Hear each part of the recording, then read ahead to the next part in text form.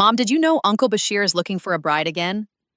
The moment I stepped inside and told her, Ma glared at me and snapped, Watch yourself if you mention that old man's name one more time. He's 80 years old. Surely he has no shame left, she continued, by boy. But you? How dare you shamelessly talk about him all the time and chase after him? I met her angry gaze and said, Mother, I'm simply interested in marrying him. I can't go on living in poverty, especially since you always talk about my dream wedding. I'll never let that come true unless it's on my own terms. Ma was furious. She kicked off her slipper and hurled it in my direction. Aren't you ashamed? What kind of young woman openly talks about marriage before her mother? And you have no idea what's wrong with that old man. Haven't you seen how he changes wives like clothes? Her anger reached a fever pitch. I know he only marries young girls for a short while, Ma said, her voice softer now. But you must see how he can change a girl's life in that short time. Just imagine my life if I married him, even for a little while. How long will we suffer like this since your father passed away? It feels like we only know hunger now. Remember when you went to ask Aunt Shanaz for help? She added. What did she give you? I stood before her, hands on my hips. I knew Aunt Shanaz had sent me away empty-handed, as always. So what did she give you this time? I demanded. Ma sighed. Your aunt never has anything. If she ever did, she'd help us. But I can't force her. I laughed. Mother, it's been 2 years since Uncle Shamshad went to Dubai. Her household life has changed, but you never once approached her for help. You can't even expect her to come here if we died, and yet you keep running to her doorstep for help only to return with empty hands. Keep begging her like that, shameless as you are, I sneered. My truth-telling made Ma even angrier. She demanded, What do you really want? You want me to marry that old man because he has money? I shot back. You think once he divorces me and sends me away, then I'll learn my lesson? Do you know how many wives he's already discarded? Ma sat down on the charpoy and wiped the sweat from her brow. I sank to her feet. 6 months, 10 months, a year. However long I stay in his house, I'll eat well, dress well, I said, my voice trembling with defiance. When we draw up the mayor in the marriage contract, I'll insist on a large sum. Then when he divorces me, I won't leave empty-handed. At least I'll have enough money to live comfortably. Who else would even propose to me in this poverty-stricken home? I continued. Do you really think Aunt Fupo will bring us a match for Arman, our own cousin? The same Fupo who only visits on Eid to display her grief for your late brother and has shown no sympathy for me or for you? You keep begging her for help, and she never gives you anything. I forced those words out, knowing they stung, but determined to speak my mind. Ma said nothing more. I could see she was seething, but I also knew that her silence meant she had no better solution. Arman wouldn't even step inside our front gate. He'd stay in his car until he called Fupo on the phone and had her pick him up within 5 minutes. Yet despite seeing all of that, Mother still insisted that Fupo would treat us like real relatives and marry that orphaned niece off to him. Mother, don't you see how disdainfully Fupo looks at us? I snapped. She deliberately left us uninvited to Ruxanda's wedding, then lied, claiming she wanted a simple ceremony. You and I both know how extravagantly she arranged her only daughter's big day. Tears welled in Mother's eyes. Gently wiping them away, she said, What can I do, my child? Since your father passed, these few relatives are all I have left who might help us. If even they refuse, who else can I turn to? I keep hoping, just hoping, that Fupo, being your father's sister, might take pity on our situation. But I shook my head angrily. No, Mother, she won't pity us, nor will she bring a match. And while you wait for Arman's proposal, my youth will slip away. Even this chance you speak of will never come. Mother tried to calm me. Farida told me that Bashir's wife is looking for a bride for him, a young, healthy girl because he prefers someone robust. If you agree, Farida can arrange the proposal. I have no objection to you marrying that 80-year-old man. At the very mention, Mother shook her head vehemently. Never. You are my only daughter. Though our circumstances are dire, I'm not willing to unload this burden onto your shoulders. I will speak to Fupo myself and ask her to find a match for Armin. She folded her shawl aside and rose to walk toward the washroom to freshen up. I glared after her, knowing as well as she did that Fupo's answer would be the same. Still, I bit my tongue and said nothing further, thinking it pointless to argue more over an aunt who would never consent. That night, after dusk fell, Mother summoned the courage to call Fupo. She exchanged pleasantries, asked after her health and well-being, but the moment she mentioned proposing Armin's marriage on our niece's behalf, Fupo's tone shifted. Good God! I come to your house only out of respect for my late brother's memory, Fupo declared, her words sharp. And now you have the nerve to eye my own grown son. Shame on you. My boy is educated, respectable, wealthy. What lacks in girls that I should seek your daughter's hand for him? She ranted on, her voice full of scorn, then slammed the phone down. Mother's face crumpled, her every hope shattered in an instant, and she wept bitterly. I sat by her, letting her cry, because I knew how long she had nursed that dream. All through the night, she sobbed and clutched her pillow. I said nothing, but when morning came and we sat together for breakfast, I finally spoke. Farida will come by this afternoon. Please ask her again. Tell her I want to marry Bashir. This is my final decision. For once, Mother stayed silent. Perhaps she too realized that in our poverty, dreams had no place. That afternoon, Farida arrived, dropping off a few clothes for Mother that she had sewn to help with our small household expenses. I caught Mother's eye and gestured toward the subject I'd asked for. After a moment's hesitation, Mother leaned in. Farida, she began as kindly as she could, I heard Bashir's wife is searching for a match for him again. Could you help us? Farida's eyes widened. She put down the bundle of clothes and looked at Mother with genuine sympathy. Then, in a low voice, she said matter-of-factly, Auntie, she's doing it for you, but don't you understand? She thinks of you only as her late brother's widow. Now you've turned your eyes toward her son. Does that shame you not? She shook her head sadly. My nephew is educated, capable, well-off. There is no lack of suitors for him. Why would she ever propose your daughter as a bride? Farida's words were a quiet condemnation of all our hopes. She laid the clothes back on Mother's lap, patted her hand, and left. Mother's dreams collapsed like a house of cards. She turned away and wept again. It was the final, devastating proof. Even our closest kin had no place for us in their plans. So there we sat, mother and daughter, surrounded by poverty, bound by family ties that offered nothing but heartbreak. And as I watched Mother's tears, I knew this was the reality we had to face. Dreams of Armin's proposal, of security and escape, had melted away in the cold light of day. There would be no help arriving at our doorstep, no wealthy suitor, no rescue from our hardships, just the unrelenting struggle of yet another day. Farida said, Yes, Baji. In fact, Bashir has just divorced one of his wives, so there's an open slot. You know that old man believes it's his duty to keep 4 wives. His 4th wife came to me this morning and asked if I knew any young, healthy girls she could recommend. Where am I supposed to find all these young women? Bashir only wants a new bride every 6 months or so. You know how he cycles through young wives. He keeps them all under the guise of marriage. Farida laughed wryly. His feet are halfway in the grave, yet look at his appetite. What amazes me is his first wife. She never objects.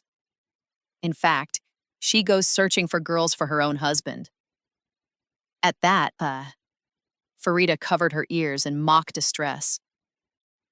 I signaled Mother to begin the conversation. Mother hesitated for a moment, then spoke in a trembling voice. Farida, I know we have no prospects for Sayara's marriage under our circumstances, but I've been thinking if you could speak to Bashir's household, I'd like to propose Sayara's name for him.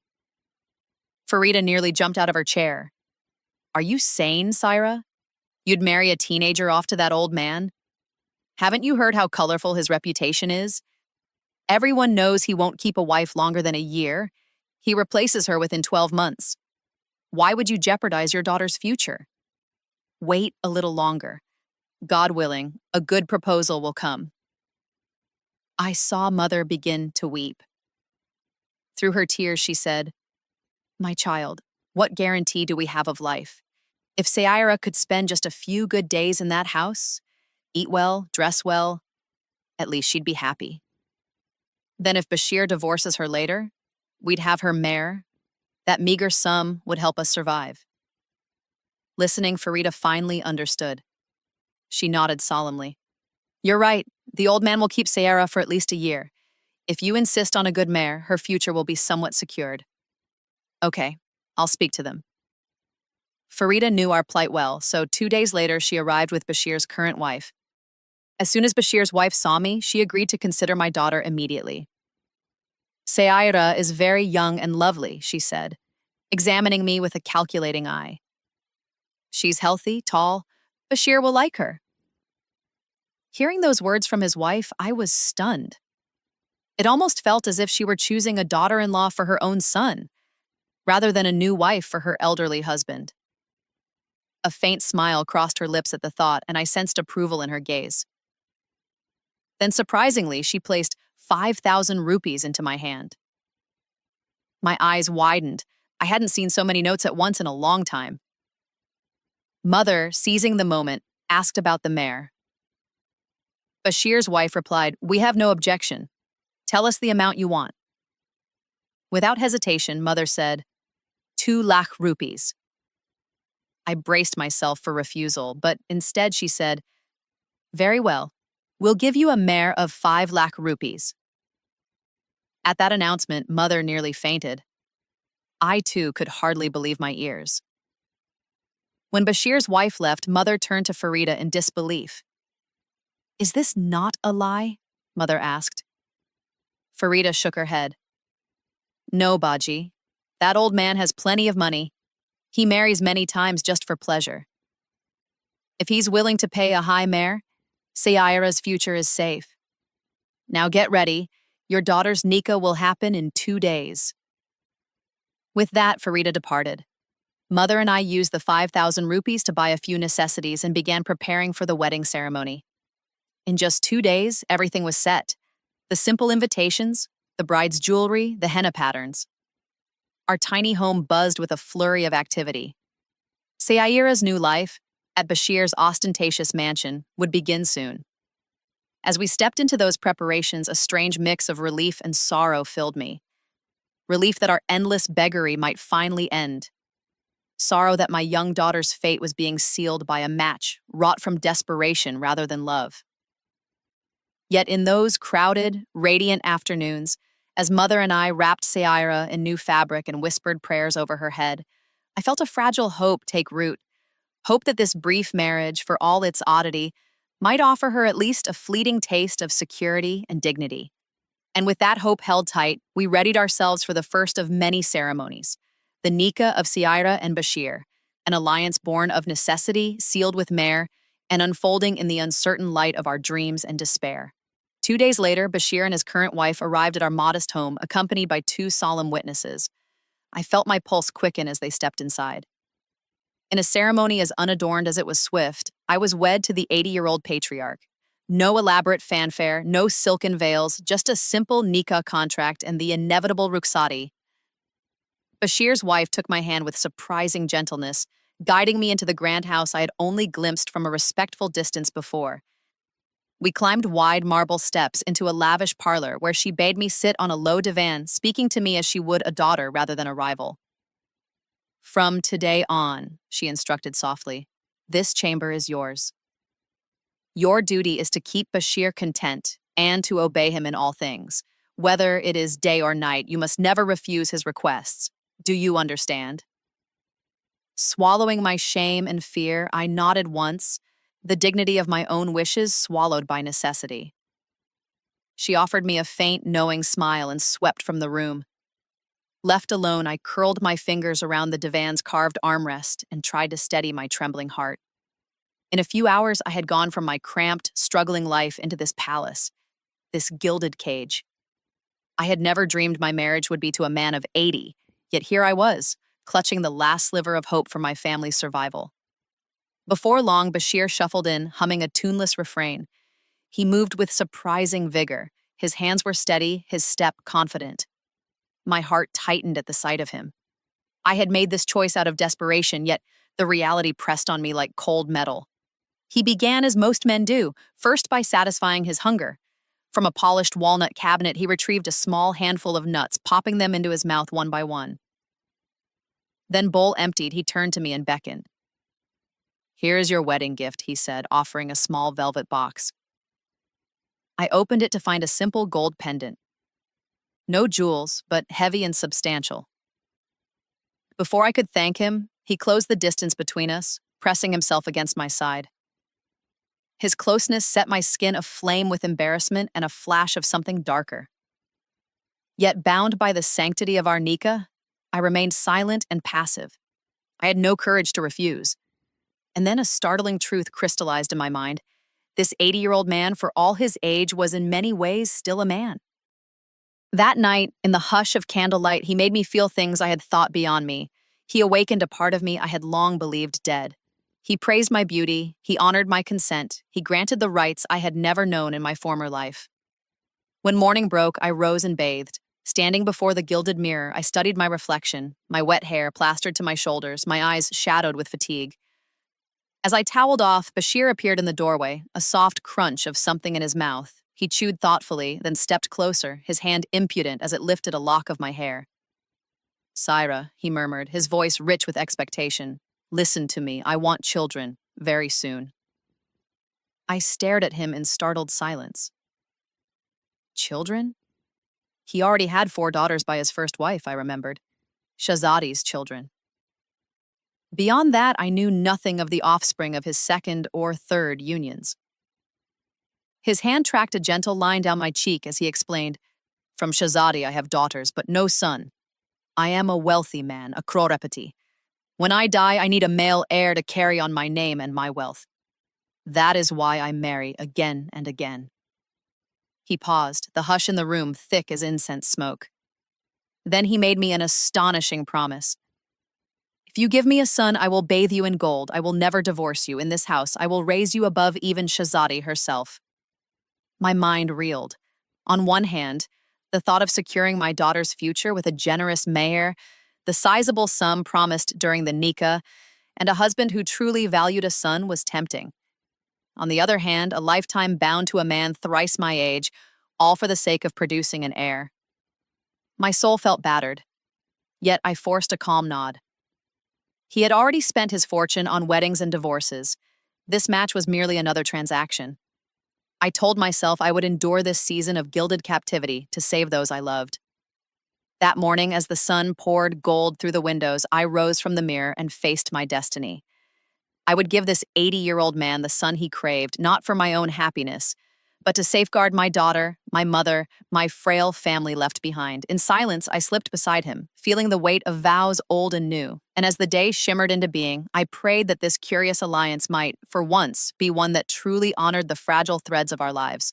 Bashir had revealed the real reason behind his incessant marriages, and I sat there, mouth agape, absorbing the truth for the first time.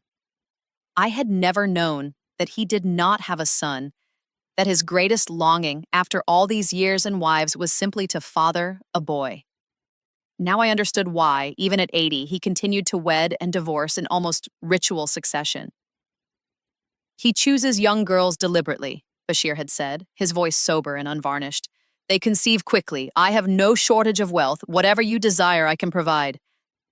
But I need a son." As he spoke, his tone stiffened, the warmth of the wedding night evaporating like mist. There was a hard glint in his eye, a prick of something that felt at once urgent and fearsome. Then he left the room, his heavy footsteps echoing down the corridor.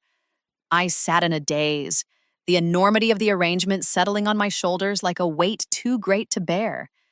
This marriage to an old man more than twice my parents' age had been entered into out of desperation. Yet now I realized it had been entered into out of destiny. My family's desperate hope for security had aligned with his desperate need for an heir. After a long silence, his first wife, Shahzade, entered the chamber. She paused in the doorway and regarded me with something like compassion. "Bashir must have told you," she began gently, "that he yearns for a son. None of his previous wives has given him a boy. If you succeed where they failed, you will be considered blessed indeed." She spoke as if reporting a known fact, not a consoling lie. My mind reeled. 4 daughters he already had by Shahzade alone, then 2 more, then another. I had heard rumors, each wife bearing only daughters, each soon discarded. The neighborhood whispered that he had already cast aside at least 6 or 7 young women in search of that longed-for male child. I remembered the fear that gnawed at me on our wedding night, how the idea of bearing him a son had crystallized the purpose of my existence. And now I sat in a gilded cage, expected simply to fulfill his biological imperative. When Shahzadi finished speaking, I felt the first tears of grief and outrage I could remember. "If I bear him a daughter," I whispered, "will he divorce me as well? Does he truly cast away every woman whose womb fails to produce a son?" She gave me a sorrowful nod. "Yes, if you bear him a girl, he will send you away, daughter and all. But if you bear him a son, your name will shine brighter than mine. You will be his favorite wife, shielded from harm." Her words were at once a comfort and a curse. In that moment, I saw Shahzadi's own face flicker with anguish. This was the woman who, from the world's viewpoint, was cheerful and dignified, a matriarch who helped her husband choose new brides. But behind her courteous manner lay the shattered spirit of a mother whose daughter's futures hung on someone else's whim. She had endured her husband's endless weddings, swallowed her own heartbreak, all to protect her girls from disgrace. I thought of my own fate. The thought of giving birth to a girl under those conditions, of watching Bashir's steely resolve to replace me, made my heart turn to stone. I had entered this marriage for the promise of mare and food, for the fleeting illusion of security. Instead, I faced a trial more cruel than poverty itself. "An 80-year-old man cannot father a child," I cried, my voice trembling with shock. "It would be a miracle for him to become a father at his age." Shahzadi managed a sad smile. "Have you not observed him? Day and night, he carries nuts or dates in his mouth. He calls upon nature's medicines, seeking vigor. There is no shame in his resolve. He will do anything to sire a son." Her confession struck deeper than any disdain. Here was a man whose body, though aged, followed the same primal urgings. I had underestimated him, assuming age rendered him impotent. I had not considered his singular focus, to create a legacy male heir. As Shahzadi spoke, I saw myself in her haunted eyes. She was not the proud first wife I had imagined, but a woman who had sacrificed herself for her daughter's safety. Now I too would be measured only by the sex of the child I bore. I rose unsteadily and faced her, the divan's tapestry prickling my palms. "And if I cannot produce a son?" I asked, my voice low. She laid a weary hand on my shoulder. "Then you must endure the life of a divorced wife. You will return to your mother's house empty-handed." My heart aches at this, but it is the pattern Bashir has set. Her words closed around me like iron. In that moment, I understood the true cost of this bargain. To save my family from destitution, I must become little more than a vessel for patriarchal hope. As the candles guttered in the corners of the room, I felt a resolve form in my chest. If I would be tested, I would not submit. If this man would treat my child as coin, then I would protect my unborn child with every fiber of my being. My final thought, before the door clicked shut behind Shahzadi, was a vow. I will survive this. I will give my child a chance at dignity, no matter his gender, and I will not be buried by anyone's destiny but my own. Bashir had confided in me the real purpose behind his endless string of marriages, and I listened in stunned silence. I'd never known that, after all these years and all those young wives, he still had no son, and that his sole driving desire was to father a male heir. Suddenly, everything made grim sense. Why, at 80 years old, he repeatedly wed and divorced, year after year. "He only chooses young women because they conceive quickly," Bashir had said, his voice coldly matter-of-fact. "I have more than enough wealth, whatever you desire I can grant you, but I need a son." As he spoke, the easy intimacy of our wedding night vanished. His tone grew hard, and a chilling resolve crept into his gray eyes. Then he stiffly turned and left the room, his heavy footsteps fading into the corridor. I sat there, breathless, the reality settling on me like a vice. I was now part of a transaction whose only goal was the sex of my unborn child. A while later, Shahzadi, his first wife, entered the chamber. She saw the confusion etched on my face and spoke with gentle bluntness. Bashir must have told you already. None of his previous 4 wives has ever given him a boy. If you succeed where they failed, you will be blessed indeed. But if you bear him a daughter, he will cast you aside, just as he did them. My heart pounded. I knew he already had 4 daughters by Shahzadi alone, and more by his subsequent wives. Whispers in the neighborhood said he had discarded at least 6 or 7 women in his relentless quest for a son. And now it was my turn to be tested, my worth tied to the gender of my child. I looked at Shahzadi, expecting triumph or cruelty. But instead, I saw sorrow. Behind her composed exterior, she was a grieving mother, afraid for her daughters' futures, who had endured her husband's demands to protect them. Her strength now revealed a woman broken by love and duty. "My daughters' futures," she said, her voice breaking. "He sent each wife away once she bore him a girl. You must understand. You will bear the weight of his desire for an heir. No one doubts his resolve." Tears stung my eyes as I absorbed her words. But an 80-year-old man, how can he even father a child? I stammered. Shahzadi managed a sad smile. "You underestimate him. He carries nuts and seeds in his mouth day and night, nature's remedies for virility. He will stop at nothing." At that revelation, my stomach twisted. The man I had married was no senile old recluse. He was a patient predator driven by primal urgency, sustained by some secret power. That night, a desperate plan formed in my mind. I convinced myself if I could just remove his mysterious power food, he would be impotent, and I would never become pregnant, never be bound by this cruel bargain. Yet, Shahzadi's warning haunted me. If I did conceive, I would almost certainly bear another daughter and face the same brutal fate. For a week I waited, my eyes darting to his locked armoire, where he stored his strange nourishment, but it remained sealed. 2 full weeks passed before I learned the most terrifying news of all. I was already pregnant. My world shattered. I fell into inconsolable grief. When my mother came to comfort me, I poured out the entire story: Bashir's quest for a son, Shahzadi's fearful prophecy, and my own desperate scheme.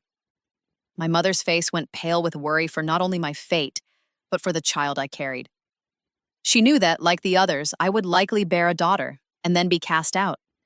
Days crawled by, then, one afternoon, luck tipped in my favor. Bashir forgot to lock his cupboard. Slipping into the chamber when he and his wife were absent, I pried open the armoire's hidden compartment. There lay the secret of his virility, a simple packet of roasted pumpkin seeds. Pumpkin seeds! Cheap, unassuming, but evidently miraculous when eaten day and night. I pressed my palms to my face, furious with myself for not discovering this sooner. Had I known, I would have destroyed every last seed and barred his mouth from that vile snack. But it was too late. Destiny could not be rewritten so easily.